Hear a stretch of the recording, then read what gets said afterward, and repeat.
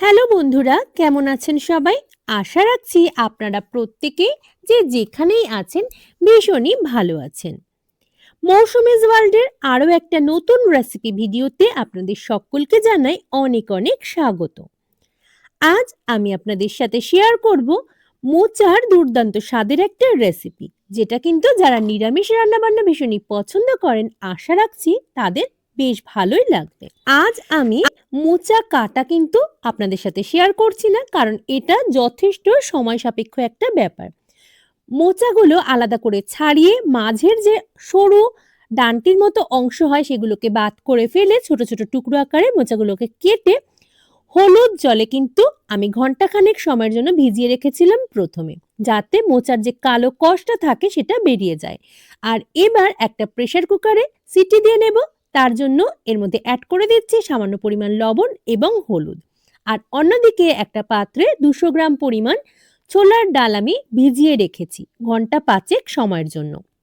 মোচাটা একটা সিটি দিয়ে নামিয়ে নেওয়ার পর ভালোভাবেই কিন্তু সেদ্ধ হয়ে গেছে। আর প্রথমে যে ডালটা আমি ভিজিয়ে রেখেছিলাম ঘন্টা 5 সময়ের জন্য, সেই ডালটাও সুন্দরভাবে ফুলে উঠেছে। এবার এটাকে একটা মিহি পেস্ট বানিয়ে নেব।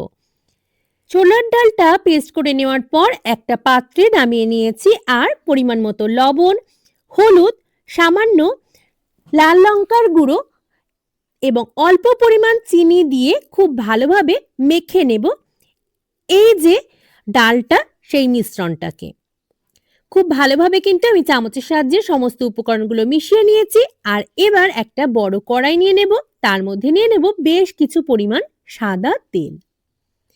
ডালের মধ্যে লবণ, হলুদ, লঙ্কা গুঁড়ো এবং চিনি মিশিয়ে যে ব্যাটারটা তৈরি হলো, সেটা দিয়ে কিন্তু ছোট ছোট হাতে গড়া পকোড়া আমি তৈরি করে নিচ্ছি প্রথমেই। আর এই বড়াগুলোকে বেশ কড়া করে ভেজে নেব। মিডিয়াম ফ্লেমে এই বড়া বা পকোড়াগুলোকে কিছুক্ষণ সময়ের জন্য প্রথমে ভেজে উল্টে দিয়েছি। আর অন্য পিঠটাও কিন্তু একইভাবে একটু কড়া করে বা লালচে ব্রাউন করে ভেজে তুলে নেব। মোচায় কিন্তু প্রচুর পরিমাণে iron, potassium, magnesium, calcium, phosphorus পাওয়া যায়, যেগুলো আমাদের শরীরের জন্য ভীষণ রকম উপকারী। মোচা আমাদের রক্তশূন্যতা দূর করে, হজম শক্তি বাড়ায় এবং হৃদরোগের ঝুঁকিও কমাতে সাহায্য করে। এত পুষ্টিগুণ সমৃদ্ধ একটা খাবার, এটা যদি এত ইউনিকভাবে রান্না করা যায় তার স্বাদও কিন্তু বেড়ে যায় পুষ্টিগত দিকের পাশাপাশি। লবণ হলুদ দিয়ে মোচাটাকে আমি সেদ্ধ করে নিয়েছি। আর এবার হাতের সাহায্যে প্রেস করে করে এক্সট্রা যেটুকু জল সেটুকু কিন্তু বের করে ফেলেছি। আর অন্যদিকে আমার পকোড়া ভাজাগুলো রেডি। আরো বেশ কিছু পকোড়া সেটা আমি ভেজে তুলে নেব। এবার যে তেল অবশিষ্ট রয়েছে তার মধ্যে একটা বড় মাপের আলুকে ছোট ছোট টুকরো আকারে আমি কেটে নিয়েছি। খুব ভালোভাবে ভেজে নিচ্ছি ওই একই তেলে। আলুগুলো তেলের উপর দেওয়ার পর সামান্য পরিমাণ লবণ এবং অল্প পরিমাণ হলুদও আমি যুক্ত করে দিলাম। আর খুন্তির সাহায্যে সমস্ত আলুগুলোর সাথে ভালোভাবে মিশিয়ে নাড়িয়ে চাড়িয়ে বেশ কিছু সময়ের জন্য মিডিয়াম ফ্লেমে ভেজে নেব। একটু লালচে করে আমি কিন্তু আলুগুলোকে ভেজে তুলবো। আলুগুলোকে ভেজে নিয়েছি আর তুলে রেখেছি একটা পাত্রে। যেটুকু তেল অবশিষ্ট রয়েছে তার মধ্যে ফোড়ন হিসেবে দিয়ে দিলাম একটা চিড়ে নেওয়া শুকনো লঙ্কা আর অল্প পরিমাণ গোটা জিরে।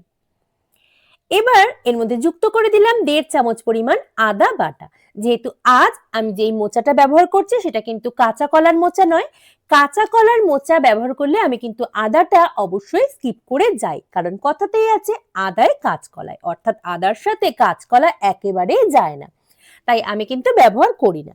আদাটা অল্প ভেজে নেওয়ার পর এর মধ্যে যুক্ত করে দিলাম 3 চামচ পরিমাণ জিরে গুঁড়ো।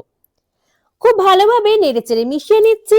আর এবার স্বাদ অনুসারে লবণ দিয়ে দেব, হলুদ এবং এর মধ্যে ব্যবহার করব 1.5 চামচ পরিমাণ ধনে গুঁড়ো। আমি বেশিরভাগ রান্নার ক্ষেত্রে ধনে এবং জিরের পরিমাণটা এভাবেই রাখার চেষ্টা করি। ধনে গুঁড়ো যে পরিমাণ ব্যবহার করি তার ডবল রাখি কিন্তু জিরে গুঁড়ো। খুব ভালোভাবে বাকি উপকরণের সাথে মশলাগুলোকে ভেজে নিচ্ছি। আর এবার আমি অল্প পরিমাণ গরম জল এর মধ্যে দেব, যাতে মশলাটা কোনোভাবে পুড়ে না যায়। মশলায় ব্যবহার করা জলটা যতক্ষণ না শুকিয়ে আসছে ততক্ষণ কিন্তু মশলাটাকে ভালোভাবে কষিয়ে নেব।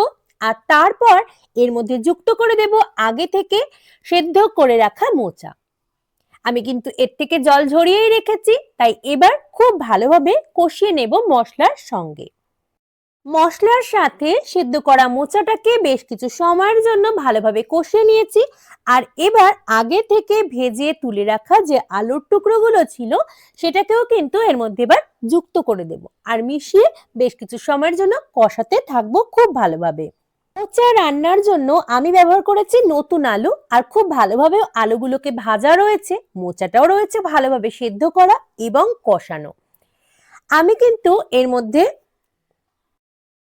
স্বাদের ব্যালেন্সের জন্য হাফ চামচ পরিমাণ চিনি যুক্ত করে দিলাম। আর হ্যাঁ, একটা কথা তো বলতে ভুলেই গেছি আপনাদের, আমি এর আগেই রান্না করতে করতে 3টে কাঁচা লঙ্কাও এর মধ্যে যুক্ত করেছি।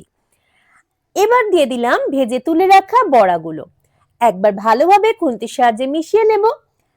আমার কিন্তু রান্নার ক্ষেত্রে কষাতে গিয়ে মশলাটা যেমন সুন্দরভাবে ভাজা হয়ে গেছে, তেমনি কিন্তু আলু এবং মোচাগুলো খুব সুন্দর সেদ্ধ হয়েছে। তবে বড়ার মধ্যে যাতে মশলার সমস্ত মিশ্রণ মিশে যায়, তার জন্য আমাকে অল্প পরিমাণ জল অবশ্যই ব্যবহার করতে হবে রান্নায়।